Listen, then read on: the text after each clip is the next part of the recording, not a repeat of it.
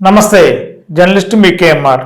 ఏలూరు కార్పొరేషన్లో పాలకవర్గం జూలై 12వ తేదీ నాటికి 3 సంవత్సరాలు పూర్తయింది. మరి 2024 ఎన్నికల్లో ఏలూరులో జూన్ 4 నుండి తెలుగుదేశం పార్టీ అధికారంలోకి వచ్చింది. మరి ఏలూరులో టీడీపీ భారీ మెజార్టీతో విజయం సాధించి ఎమ్మెల్యేగా బడేటి సంటి గారు విజయం సాధించారు. పాలకవర్గం మొన్న జూలైకి 3 సంవత్సరాలు పూర్తయింది.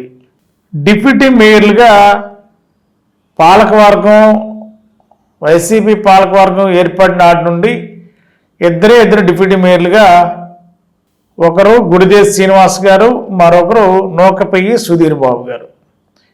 వీళ్ళకి ఒక టెన్యూర్ అంటూ లేకుండా గతంలో వైఎస్ఆర్సీపీలో ఉన్నప్పుడే వైఎస్ఆర్సీపీకి ఎమ్మెల్యేగా ఉన్నప్పుడు ఆళ్ళ నాని గారు వీళ్ళకి ఒక టెన్యూర్ పెట్టకుండా మరి కంటిన్యూగా అయ్యేటట్టుగా మరి వారికి ఇద్దరు పదాల్లో డిప్యూటీ మేయర్లుగా కేటాయించారు.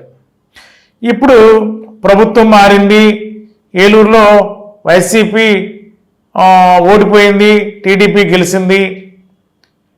డిప్యూటీ మేయర్లుగా ప్రస్తుతం ఉన్న గుడిదేశ్ శ్రీనివాస్ గారు, నూకపెయ్యి సుధీర్ గారు కొద్దిసేపటి క్రితం తమ డిప్యూటీ మేయర్ల పదవులకి రాజీనామాలు చేస్తూ ఏలూరు మున్సిపల్ కమిషనర్కి కొద్దిసేపటి క్రితమే రాజీనామా పత్రాలు అందించారు.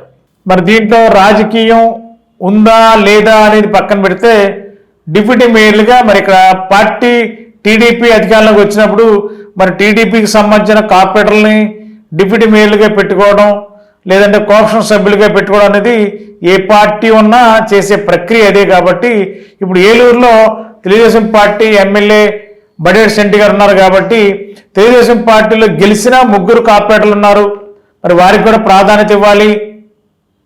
కాబట్టి ఇంకా 2 సంవత్సరాలు పాలక వర్గానికి సమయం ఉంది. కాబట్టి 2 సంవత్సరాల్లో మరి తెలుగుదేశం పార్టీలో గెలిచిన 3 కార్పొరేటర్లకి అవకాశాలు కల్పించాలి. అంతేకాకుండా ఎన్నికలకు ముందు కూడా అసెంబ్లీ ఎన్నికలకు ముందు వైఎస్ఆర్సీపీకి గుడ్ బై చెప్పి టీడీపీలో జాయిన్ అయ్యారు భీమవరపు హేమసుందరి సురేష్ గారు, కర్రి శ్రీనివాసరావు గారు, పప్పు ఉమామహేశ్వరరావు గారు. మరి వీళ్ళు 3 ఎన్నికలకు ముందే టీడీపీ తీర్థం పుచ్చుకున్నారు. ఇప్పుడు మరి కొద్దిసేపటి క్రితం డిప్యూటీ మేయర్లుగా రాజీనామాలు చేసిన గుడిదేశ్ శ్రీనివాస్ గారు, నూకపెయ్యి సుధీర్ బాబు గారు ప్లేస్లో ఎవరిని పెట్టాలి, ఎవరిని పెడతారనేది మరి ఏలూరు ఎమ్మెల్యే బడేటి సంటి గారు ఇప్పటికే ఒక జాబితా సిద్ధం చేసుకున్నట్టుగా కూడా తెలుస్తుంది. మరి ఒకవేళ ఫస్ట్ ప్రయారిటీ ఇస్తే ఖచ్చితంగా తెలుగుదేశం పార్టీలో గెలిచిన కార్పొరేటర్లకి ఇవ్వాలి.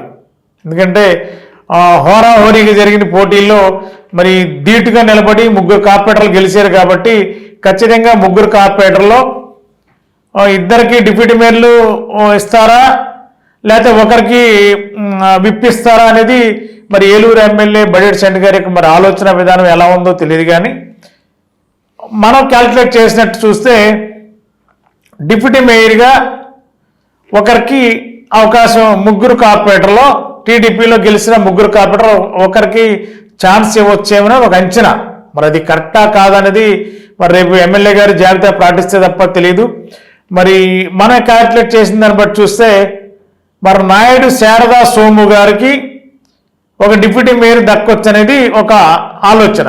మరి ఇది ఏ మేరకు జరుగుతుంది, కరెక్టా కాదా, లేదా ఇంకా 2 సంవత్సరాలు టైం ఉంది కాబట్టి పాలకవర్గానికి టెన్యూర్లో ఒక్కొక్కరికి 1 సంవత్సరం కేటాయిస్తే 3 టీడీపీ కార్పొరేటర్లు కూడా మరి నెక్స్ట్ ఇయర్ ఒకరికి, ఈ సంవత్సరం ఒకరికి కేటాయిస్తే విప్పు పదవి కూడా ఉంటుంది, కౌన్సిల్ విప్పు పదవి ఉంటుంది.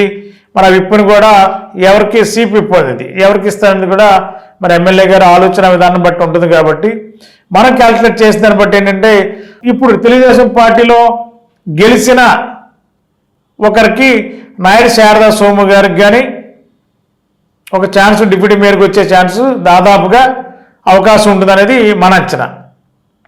అదేవిధంగా ఎన్నికలకు ముందు వైఎస్ఆర్సీపీకి గుడ్ బై చెప్పి తెలుగుదేశం పార్టీ తీర్థం పుచ్చుకున్నారు 3 కార్పొరేటర్లు.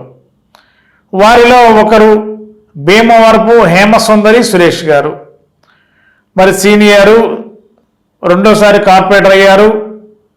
చాలా యాక్టివ్గా ప్రజా జీవితంలో కానీ ప్రజలతో సమస్యలు పరిష్కరించే విషయంలో కానీ భీమవరపు హేమసుందరి సురేష్ గారు చాలా యాక్టివ్గా ఉంటారు. మరి ఎన్నికలకు ముందే వైఎస్ఆర్సీపీకి గుడ్ బై చెప్పి టీడీపీలో జాయిన్ అయ్యారు. కాబట్టి రెండవ డిప్యూటీ మేయరు భీమవరపు హేమసుందరి సురేష్ గారికి దక్కవచ్చు అనేది మన అంచనా. ఇది కానీ ఎమ్మెల్యే గారి మనసులో ఏముందో మనకు తెలియదు.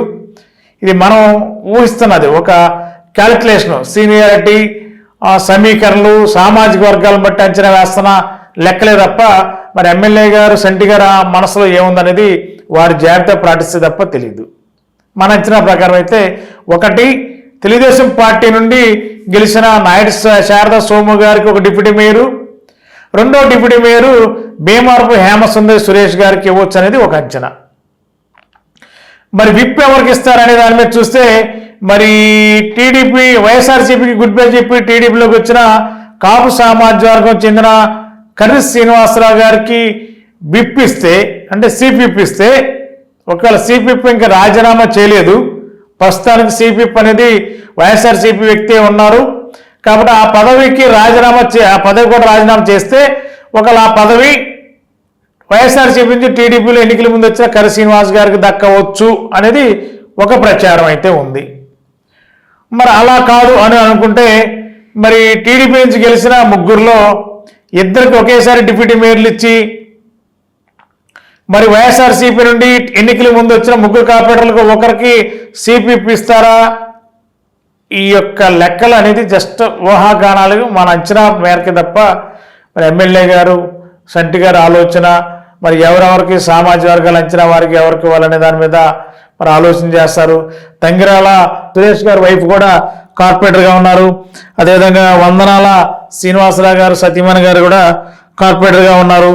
మరి వందనాల దుర్గా గారు మరి ఆవిడ ఛాన్స్ ఇస్తారా, లేకపోతే తంగిరాల సురేష్ గారు సతీమణి గారికి అవకాశం ఇస్తారనేది మరి ముగ్గురు టీడీపీలో గెలిచారు కాబట్టి ముగ్గురు పదవులకు ఒక అవకాశం ఇవ్వచ్చు. ఇద్దరికి డిప్యూటీలు ఇచ్చి ఒకరికి సిపిపి ఇవ్వచ్చు.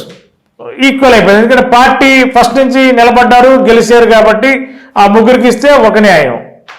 లేదు అనుకున్నప్పుడు కొంచెం క్యాల్కులేటెడ్గా వెళ్ళదలుచుకున్నప్పుడు మరి బ్యాలెన్స్డ్గా, అంటే ఎన్నికలకు ముందు పార్టీలోకి వచ్చిన కార్పొరేటర్లకి మరి అప్పుడు ఇన్ఛార్జిగా ఉన్న బడేటి సంటి గారు కొన్ని కమిట్మెంట్స్ ఇవ్వచ్చు. ఒకవేళ కమిట్మెంట్స్ ఇచ్చుంటే క్యాల్కులేషన్లో భీమవరపు హేమసుందరి సురేష్ గారు డిప్యూటీ మేయర్ అవడం ఖాయం అవుతుంది. ఒకవేళ అలాంటిది జరిగితే ఇంకొకరేమో నాయుడు శారద సోము గారు ఖచ్చితంగా మరి తెలుగుదేశం పార్టీ ఫస్ట్ నుంచి బీసీలకు ప్రయారిటీ ఇస్తుంది కాబట్టి బీసీ సామాజిక వర్గాలకి అత్యధికంగా ఏలూరులో కూడా కార్పొరేషన్లో కూడా అవకాశాలు ఇస్తే మరి వీళ్ళిద్దరికీ డిప్యూటీ మేయర్లు దక్కే అవకాశం ఉంది. కౌన్సిల్ సిపిప్ అనేది మరి కర్రి శ్రీనివాస్ గారికా లేకపోతే టీడీపీ నుంచి గెలిచిన ఆ ఇద్దరిలో ఉన్న కార్పొరేటర్లుగా మరి లేదంటే పప్పు ఉమా గారు కూడా ఉన్నారు. మరి ఎవరికి ఇస్తారనేది క్లారిటీ రావాలి.